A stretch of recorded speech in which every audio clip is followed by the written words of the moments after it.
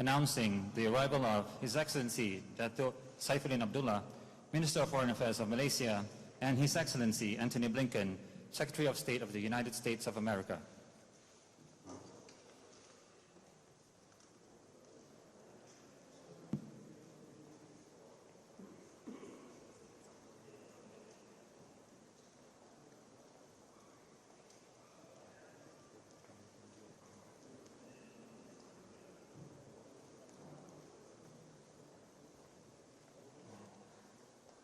We will begin today's joint press conference with a statement by His Excellency Dato' Saifuddin Abdullah, followed by His Excellency Antony Blinken. Excellencies. Salam sejahtera, good morning everyone. His Excellency Mr. Antony John Blinken, Secretary of State of the US, ladies and gentlemen, it is really a pleasure to welcome my friend and colleague, US Secretary of State, Mr. Antony Blinken. Welcome to Malaysia and to Kuala Lumpur, and all the members of the US delegation here at Wisma Putra and to PUTRAJAYA. And I've been meeting Tony quite a few times online and on the phone, and we are indeed very happy that we are meeting face to face, or is it mask to mask? Before I proceed further, I wish to say how much we are deeply saddened to hear the news about the loss of lives, displacement of people, and destruction of homes caused by the recent tornadoes in Kentucky, Illinois, and a few other states in the US. The government and my fellow Malaysians would like to extend our deepest sympathy to Your Excellency, the government and the American people. Our thoughts and prayers are with the victims and all affected by the tragedy. We have had a very candid and fruitful discussion this morning. We discussed a wide range of bilateral, regional, and international issues of mutual interest. Among them includes Malaysia-US bilateral relations, regional security, the latest COVID-19 situation, and possible cooperation between both countries in entering the endemic phase, bilateral, government-to-government, business-to-business, and also people-to-people relations. The main highlights of our discussions were on the strengthening of our cooperation in trade and investment. We talk a lot on digital economy, cybersecurity, defense, health, and people-to-people ties. We are committed to working closer to strengthen and bring the Malaysia-US comprehensive partnership to greater heights. Secretary Blinken is also scheduled to call on Yang Amat Berhormat Perdana Menteri, Prime Minister Dato' Seri Ismail later this afternoon. During our discussion, we agreed that we should resume the dialogues between our senior officials to discuss various issues. On digital economy, I reiterated to Secretary Blinken that the US is an important ASEAN partner in advancing the region's digital economy. I also shared with him what the Malaysian government is trying to do, in particular through My Digital for connectivity and the 4IR plan of action for the overall digital economic growth. We also welcome more US investments and participation in the various digital connectivity projects, especially in the remote and rural areas of Malaysia. On cybersecurity cooperation, we welcome the one-off USD 5 million financial commitment by the US to help countries in the region to strengthen our cybersecurity capacities. I also took the opportunity to request the US support and assistance in the development of an information sharing and analysis center in Malaysia, similar to those already established in the US. I also shared with Mr. Secretary on the cybersecurity framework among the ASEAN defense ministers. Malaysia highly values the US continued assistance in developing our defense, security and maritime capacities. We are grateful for the recent pledge by the US to contribute mobile intensive care unit worth USD 1.5 million to the Malaysian Armed Forces for emergency and disaster response. We are also appreciative of the US contribution of the Scan Eagles drones for our Royal Malaysian Navy. We appreciate the US continued support in the development of our maritime enforcement capacity, and there may be future cooperation in this regard. On COVID-19, we are very thankful to the contribution by the US and the US leadership in ensuring equitable access of vaccines globally.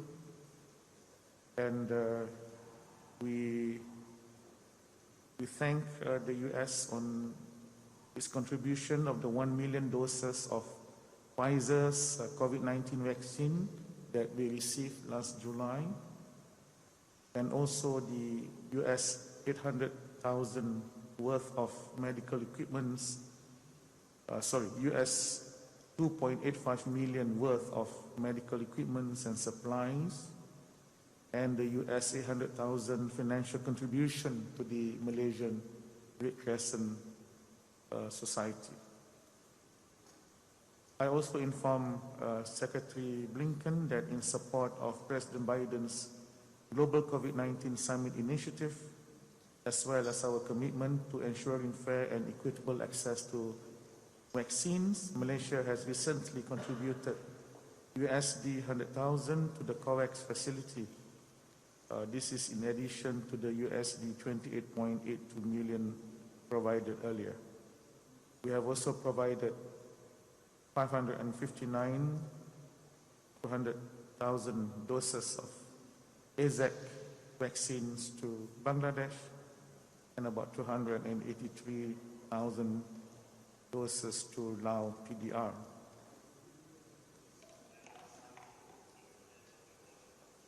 We also welcome and very appreciative of the strong people-to-people exchanges, including the YCLE, the Young Southeast Asian Leaders Initiative, which was started during the time of President Obama. And many of us benefited from many of the US International Visitors Program. I have also mooted the idea that the US may want to revisit and continue again with the Fulbright English Teachers Program to Malaysian schools. On ASEAN and US, I express Malaysia's appreciation of the US role and also their understanding and support of the concept of ASEAN centrality. We discuss also on the ASEAN outlook on the Indo-Pacific in the context of the bigger picture of things in the region. We shared many things similar on our position on Myanmar, in particular to fulfill the mandate outlined in the 5-point consensus. and we both are committed to addressing the issue of the returning to democracy and normalcy in Myanmar. I also shared with Secretary Blinken our responsibility and contribution to the Rohingya refugees who are here in Malaysia, that we are facilitating the NGOs to organize classes. There are 48 classes called the Alternative Learning Centers, where Malaysian NGOs run school programs for the Rohingya children, and I mooted the idea that there can be probably some arrangement or cooperation between the US and Malaysia in this regard. We also appreciate the fact that the US has been taking in a considerable number of the refugees in the last many years. So we had a very interesting discussion, very fruitful, and I look forward to meeting my colleague and friend in other meetings too. Perhaps without the mask on. Thank you so much, and friend the Foreign Minister. Wonderful to be here. Foreign Minister said we had the opportunity to work together virtually, but we're actually at least about the masks too. But my friend, and to the entire government, and also to people, for the warm welcome that you've given to all of us. I'm here in Kuala Lumpur midway through what is a three-country tour of Southeast Asia. Yesterday, tomorrow in Bangkok, in Thailand. And the trip reflects how the United States values and depends on our relationship of Southeast Asia. What we're doing together has direct effects on the lives of our people, especially now as we seek to work together to end COVID-19, to tackle the climate crisis, so many other things that we talked about in some detail today. More broadly, across all of our foreign policy priorities, partnerships like the one that we have with Malaysia are critical. Next year, our two countries will celebrate 65 years of diplomatic relations, and in that time, our cooperation has grown, deepened. That's the trajectory that we continue on. As I had a chance to underscore yesterday in speaking in Jakarta, the United States is committed to working with Malaysia, with countries throughout Southeast Asia, to advance our vision for a free, open, interconnected, prosperous, resilient, and secure Indo-Pacific. We believe these attributes, when you think about each of these individual attributes, are key to a region where the benefits of economic growth are widely shared, where crises are addressed effectively, where countries work together on the basis of mutual respect. People have a hand in charting their own futures, and where we can preserve the rules-based order that countries like Malaysia and the United States have built and defended for years. The United States continues to engage with our Malaysian partners to strengthen the rule of law, accountability, human rights. This is something I discussed during our meeting, as well as the importance of continuing to make progress on increasing transparency and rooting out corruption. We also had a chance to discuss, as the Minister said, South China Sea, where we agree that all disputes be resolved peacefully and in accordance with international law. That all claims should be based in international law, and consistent with the United Nations Convention on the Law of the Sea. All claimants should be able to develop natural resources in their exclusive economic zones, free from any coercion. The United States' approach in the region shares the principles of the ASEAN outlook on the Indo-Pacific. In other words, this is not simply an American vision, but one that people across the Indo-Pacific region hold, including the Malaysian people. The United States will work closely with Malaysia, other partners and allies and regional institutions like ASEAN, to carry this vision forward. One of the 5 founding members of ASEAN, it's worth noting that Malaysia's diplomacy helped create one of the most important and enduring community of nations in the world. We'll talk today about our efforts to develop a comprehensive Indo-Pacific economic framework. It includes trade and digital economy, technology, resilient supply chains, decarbonization and clean energy, infrastructure investments, worker standards, and other areas of shared interest. We're identifying more investment opportunities for American firms. Just this week I should say, we've seen U.S. companies announcing significant new investment deals in Malaysia. And we're working closely with Malaysia, the 3rd largest economy in Southeast Asia, and our 2nd largest trading partner in the region, to strengthen the post-COVID economic recovery. The United States is the 2nd largest foreign investor here in Malaysia, especially in the electronics sector, where Malaysia has achieved impressive export growth even during COVID. It plays a pivotal role in supporting resilient global supply chains. We'll also seek to strengthen semiconductor supply chains together, including with the Malaysian and private sectors, the focus of the recent visit by our Commerce Secretary, Gina Raimondo. Later today, I'll have a chance to meet with representatives from Malaysia's energy sector to talk about a new program through which the United States help raise private sector investment in Malaysia's clean energy transition. The world's 3rd largest producer of solar energy cells, and as a country, signed the COP26 Global Methane Pledge and the Deforestation Pledge. Malaysia is showing real leadership on the climate crisis.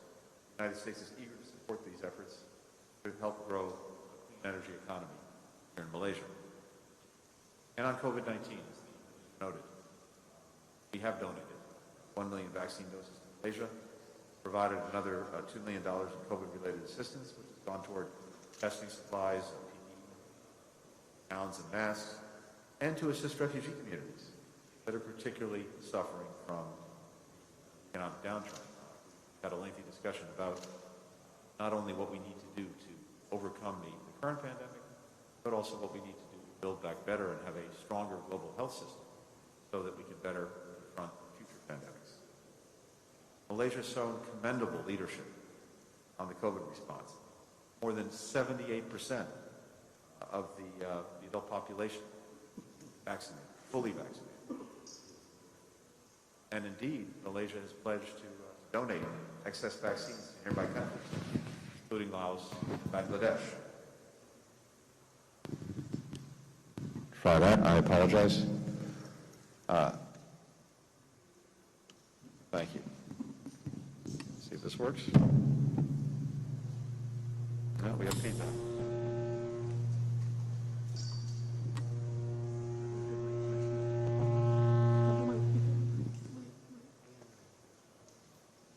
All right, let's try this.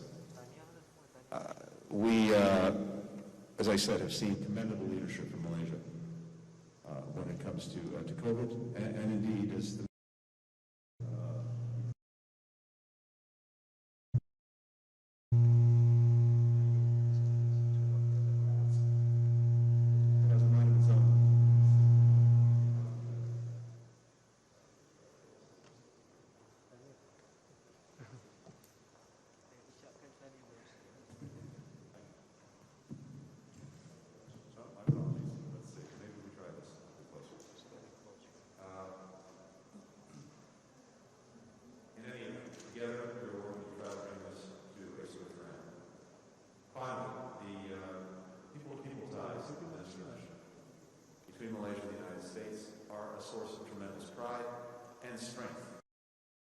of our countries. So I was taught a Malay word recently, muhiba, which I'm told translates roughly as people of multiple cultures coming together in a spirit of peace, tolerance, and understanding. That's a powerful national value.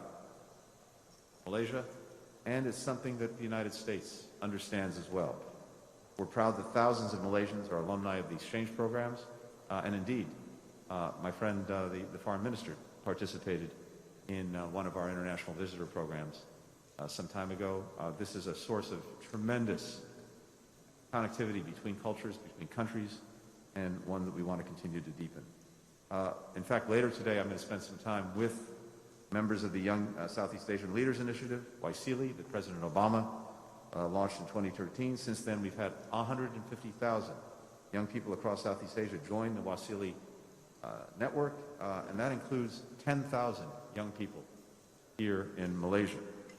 Their energy, their creativity, their dedication to doing all they can to serve their communities, to serve their countries, to serve the world is deeply inspiring.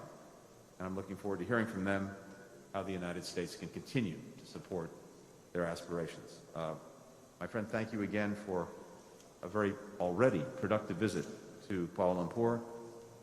Look forward to continuing our work together and taking any questions. Thank you.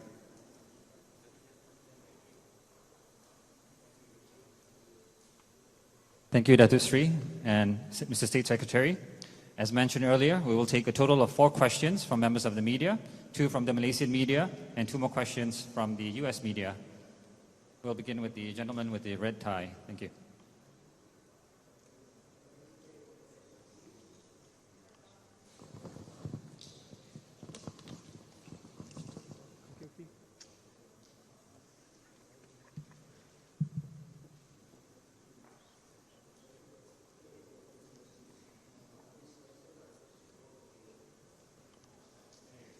Can't hear you.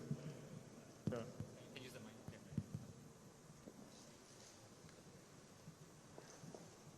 A very good day for both excellencies. This question I'm posing to both of you. This is about how can US and Malaysia work together in vaccine development and in pandemic management.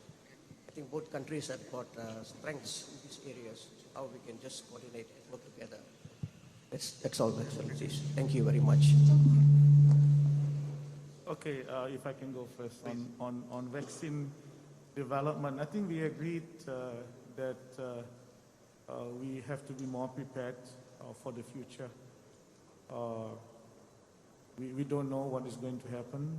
We learn from the pandemic, and we have to be more prepared. And one area of possible cooperation is in the research and development of new kinds of vaccines, and also possible cooperation between our companies and companies from the US in producing vaccines. And I have informed Mr. Secretary that in our context, then Pharmaniaga, a GLC, a government-linked company, would be the focal point for business-to-business and scientific. Of course, the scientific arrangement is the Ministry of Health, but for business-to-business would be Pharmaniaga.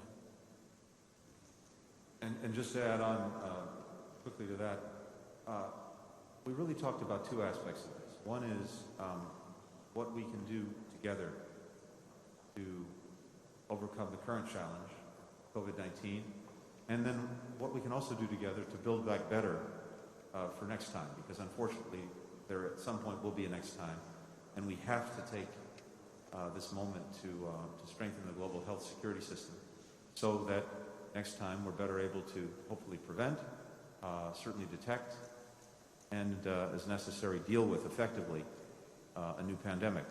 So with regard to the current pandemic, COVID-19, already because of Malaysia's remarkable leadership and success here at home in Malaysia, it has the capacity perhaps to distribute some excess vaccines that it has available, as well as to make its own contributions to COVAX. Both are deeply appreciated and evidence of real leadership. At the same time, we are in the United States are working very hard on making good on our commitment to provide, again, through COVAX, so that these vaccines are equitably distributed through next year, more than 1.2 billion vaccines around the world, donated with no strings attached, so that countries have access to them. There are, as we both recognize, real discrepancies, gaps, if you look at how different parts of the world are being vaccinated. Africa in particular is well behind in vaccination through no fault of its own. And so I think we have a common commitment to see what can be done to close that gap in terms of vaccinations. Another point that we talked about for the current pandemic is the need not just to produce the vaccines, but to make sure that shots get into arms. Because what we see in many countries around the world are challenges with what we call the last mile or the last kilometer, the logistics, the distribution, literally getting the shots into arms. So we had a discussion about that and whether there's more that we can do. But to the Minister's point, and as we're thinking about building back better, one way to do that is to make sure that there is vaccine production capacity in different countries, in different parts of the world, including, for example, here in Malaysia. That, in the event of a future pandemic, will be a much more effective and efficient way to get vaccines quickly and equitably to people around the world. In addition, we've been working to establish an international fund to make sure that the resources exist in real time for countries to take the necessary steps in the future to protect themselves. One of the problems that we've seen with pandemics of one kind or another is that in crisis the world gets mobilized, and then when the crisis is over, we become complacent. And then if there's another crisis, we have to start everything all over again. So one of the reasons for having this international fund is to make sure that countries in the immediate have the ability to draw on its resources to put in place the necessary protections, detection, et cetera, for the next pandemic. So we talked about that and the support that's needed internationally. As well, there are things that we need to do to strengthen the global health security architecture, the rules, to make sure that there's greater transparency, greater information sharing, access to experts in real time in the event there's a possible outbreak of pandemic. And the United States and Malaysia and other countries need to work together to do that. So in all of these areas and more, it's so important that we collaborate, but I think Malaysia has demonstrated by its own leadership here at home that it can be a strong voice for helping the world deal with this pandemic and hopefully preventing the next one.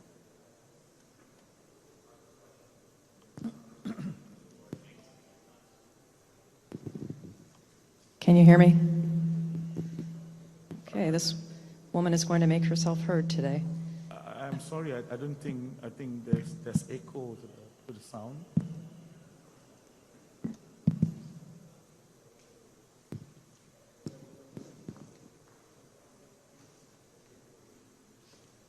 Is this better? Great. Assalamu alaikum. Mr. Minister, the U.S. Customs and Border Protection has prohibited a number of exports from Malaysian companies to the United States over accusations of labor practices. Did you discuss this today, and what was the response, if so? I'm also curious of your expectation of the Biden administration's soon-to-be-released framework for Indo-Pacific policy. Is it satisfactory from what you've heard so far? And what new assurances might it include over strengthening or protecting Malaysian rights in the South China Sea? Secretary Blinken, good morning. Morning. Russia is saying it is going to consult with the Chinese government today over the military buildup on the Ukraine border. Has the U.S. also discussed this with China? And what is your understanding of whether Beijing supports Russia's view? How do you interpret Russia's intent of involving the Chinese here? And one more, if I may. Is the U.S. still committed to fulfilling the agreement to sell F-35s and drones to the UAE? What is the Biden administration asking of the Emiratis that has caused them to pull back? Thank you. Okay, thank you. On the WRO, yes, we did discuss the matter. I have shared with Secretary Blinken that the Malaysian government has taken various steps to improve both our legislation and the administration of labor in particular. For example, we have amended our labor law, in particular, to ensure that employers will take better care of their employees, for example, in their living conditions. We realize, especially due to the pandemic and the checkings that we do during the pandemics, that yes, some employers did not, in actual fact, provide good accommodation for their, some of their employees. We have amended the law, and I think the Ministry of Human Resource is vigilantly making their rounds and making sure that people, the employers provide the kind of proper accommodation. We have also introduced the e-wages online system where employees can, as and when they feel that they have been deprived of certain rights, that they can complain online to the Ministry of Human Resource. And there are also a couple of other initiatives that the government is undertaking. We are committed to ensure that the employees are given what is due, both in their salary, in their welfare, in their accommodation, and also that they have sufficient channel that they can freely use to complain. And this is the e-wages that I was alluding to earlier. On the President Biden's outlook on the Indo-Pacific, we appreciate the fact that the U.S. recognized that we have the ASEAN outlook on Indo-Pacific. We did discuss this, not very lengthy, but I think there is this understanding that there should be more exchanges between ASEAN and the U.S. In this regard. It is important for both ASEAN and the U.S. because this, among others, covers not only our relations, but also many of our cooperations, including in defense and trade, when it touches the region. I'm referring here to Southeast Asia and South China Sea in particular. So, yeah, I think we need to discuss this further at many other platforms, be it at the US-ASEAN, the annual US-ASEAN Summit, but also in many of the other platforms that we sometimes meet together and discuss these matters. Thank you. And Lara, with regard to Russia and China, I can't speak to whatever conversations they're having. If they choose to share the contents, I'm sure we'll be interested in learning that. I'm not aware that we've spoken directly to China about our concerns with regard to Russia's actions toward Ukraine. Certainly, our concerns are extremely well known. The President's spoken to them publicly, repeatedly, as have I and as have others. You know, if there are opportunities to share that directly, I'm sure we'll do so, but I'm not aware that we've done that. With regard to the UAE and the F-35s and the drones, we remain prepared to move forward with both if that is what the Emiratis are interested in doing. We've wanted to make sure, for example, that our commitment to Israel's qualitative military edge is assured. So we wanted to make sure that we could do a full review of any technologies that are sold or transferred to other partners in the region, including the UAE. But I think we continue to be prepared to move forward if the UAE continues to want to pursue both of these systems. Take the next question from Awani.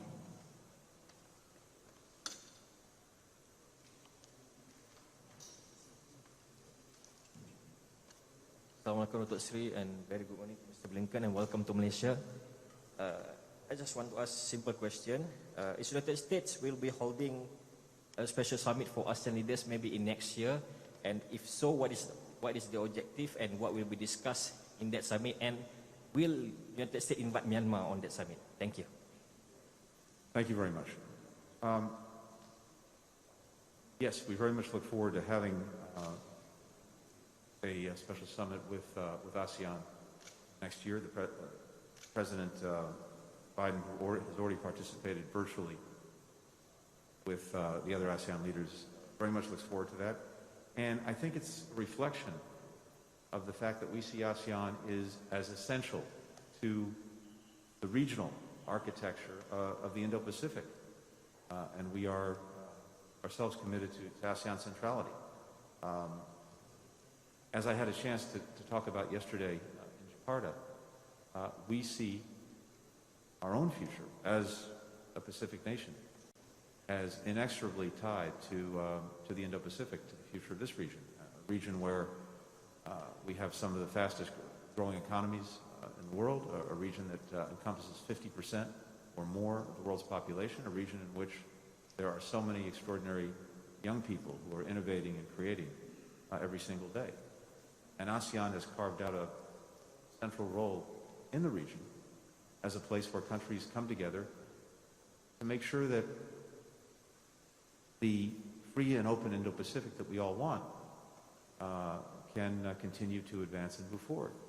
And when we're thinking about the free and open Indo-Pacific, we throw those words around, but they actually have real meaning, and ASEAN itself works to give them meaning. For individuals, it's an opportunity to live freely, to make their own choices in their lives, to have their voices heard. For countries, it's the opportunity to choose their own partners and to choose their own path. And for the region as a whole, it's moving forward in a spirit of mutual respect based on collaboration, cooperation, not on coercion. And of course, in a part of the world that is so defined by the seas, by the oceans, to make sure that they continue to be places where goods and people and even ideas can continue to flow freely. So this is an opportunity for us as we're putting out our own strategy for the Indo-Pacific to also closely compare notes with ASEAN, as the minister said. And as I noted, our own view is very coincident with the ASEAN outlook for the Indo-Pacific. They align very, very closely. We have a shared vision for, as I said, an open, connected, prosperous, resilient, and secure region. And ASEAN is a fundamental institution for promoting that shared vision. So the President looks very much forward to that. I suspect that there will be a focus on a number of things that are of great importance to all of us, to include the recovery from COVID-19, to include dealing effectively with climate change, to include looking at how we can deepen investment, build green infrastructure, etc. And yes, I imagine that Myanmar will be very much on the agenda. What we've seen over the last year in Myanmar, the reversal of its democratic trajectory, the repression, violence that's ensued, the human suffering, as well as the very difficult humanitarian situation, I think are of deep concern to every member of ASEAN and to the United States. ASEAN's developed a 5-point consensus that needs to be implemented and followed by the regime in Myanmar. So this will also be an opportunity to take stock of where we are and to see how we can continue to work together to put Myanmar back on the democratic trajectory that it was on. ASEAN has been, U.S. has been an important ASEAN dialogue partner. Whether you realize it or not, that the ASEAN-U.S. dialogue has been going on since 1977. And next year we should be celebrating the 45th anniversary of the U.S.-ASEAN dialogue. And we are appreciative. We appreciate President Biden's invitation. I'm sure ASEAN leaders would like to participate. And this will definitely be discussed by the foreign ministers at our retreat in Cambodia on the 19th of January.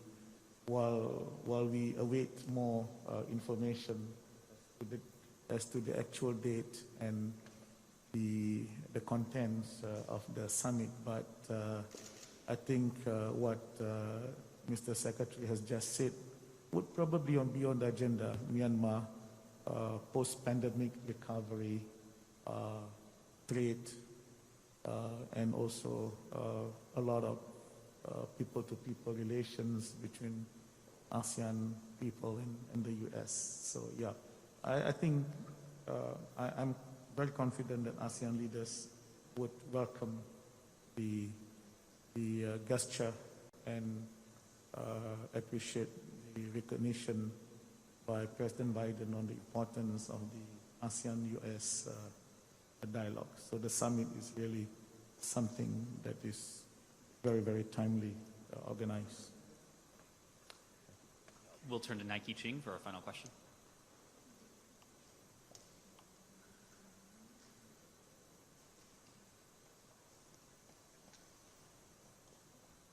Good morning, Mr. Secretary Blinken. Follow up on Myanmar or Burma. It has been more than 10 months since the February military coup. You have called Burma to restore a path to inclusive democracy, but violence has not been reduced, and there is still political impasse. Mr. Secretary, should the United States revisit its policy toward Burmese military? The current sanctions are viewed as too limited, while the U.S. government has not sanctioned the state-run oil and gas company which finances the junta. Will the U.S. recognize the shadow government, the national unity government? And finally, have you made a determination on whether or not the plight against Rohingya constitute a genocide? And Mr. Foreign Minister, if I may, what specific steps do the Myanmar's junta need to take to resume its participation in future ASEAN summit? And you have just mentioned there will be more cooperation between Malaysia and U.S. To relieve the Rohingya humanitarian crisis. Would you like to elaborate? Thank you very much, both gentlemen. Thank you. Look, you're right that in 10 months since the military coup, and the crisis only continued to worsen. Those are facts. We have repeatedly condemned horrific and widespread violence perpetrated by the Burmese junta against the people of Burma. We've not only spoken out, but taken various actions to try to exert pressure on the junta to change course. We've worked in close coordination and collaboration with countries in the region, including the countries in ASEAN itself, as an institution, with the objective of seeking the release of all those who are unjustly detained, including Aung San Suu Kyi, allowing unhindered humanitarian access because the humanitarian crisis has gotten worse, and of course returning Burma to its democratic path. But the fact is, you're right, the situation has not improved. We had a lengthy discussion about this, and I think it's going to be very important in the weeks and months ahead to look at what additional steps and measures we can take individually, collectively, to pressure the regime to put the country back on a democratic trajectory, to include release of prisoners, the end of violence, access for humanitarian assistance and workers, etc. ASEAN has a 5-point consensus plan that the junta agreed to and signed on to. That plan needs to be implemented. So we're looking to see whether the junta makes good on the commitments that it made as part of the 5-point consensus. This is something we discussed as well, and I think will be a feature of ASEAN's work going forward. But the long and short of it is we have to look at what additional steps, measures could be taken to try to move things in a better direction, and that's something that we're looking at. We continue also to look actively at determinations of of the actions taken in Myanmar and whether they constitute genocide, and that's something we're looking at very actively right now. I think the ASEAN Foreign Ministers retreat on 19th of January is going to be very important. We should be looking at what are the real next steps. For example, we should identify real milestone. We have the 5-point consensus, but we do not identify exactly when certain things need to be achieved and how. So outlining the actual steps and the actual milestones as to the dates and the outcomes would be, I believe, an important decision that we will try and arrive at during our meeting. Secondly, I think ASEAN as a whole, we also have to do some kind of soul searching as to how do we go about running our consensus. Sometimes you may not be able to get everyone to agree on everything. There are 10 member states. For the last 1 year, there were no consensus on many things, including who to invite to this summit. The decision was made then that we do not invite the leader of the military junta. But we cannot go on like this. We have to make sure that there are certain ways of doing things. I understand that we celebrate the principles of non-interference. But if I can reiterate what I have said earlier, ASEAN should also look at the principle of non-indifference, because what happens in Myanmar is already getting out of Myanmar. It has gone to Bangladesh, and Malaysia is now hosting close to 200,000 refugees from Rohingya. So ASEAN have to find out, in cases like this, perhaps there is plan A and plan B and plan C, and not just to stick to one, and that one is not working and you still stick to it. So we have to do some soul searching. All right? Thank you, Datuk Sri. Mr. Secretary, that marks the end of today's joint press conference. We kindly request members of the media to remain seated to allow the departure of Foreign Minister and Mr. State Secretary. Thank you.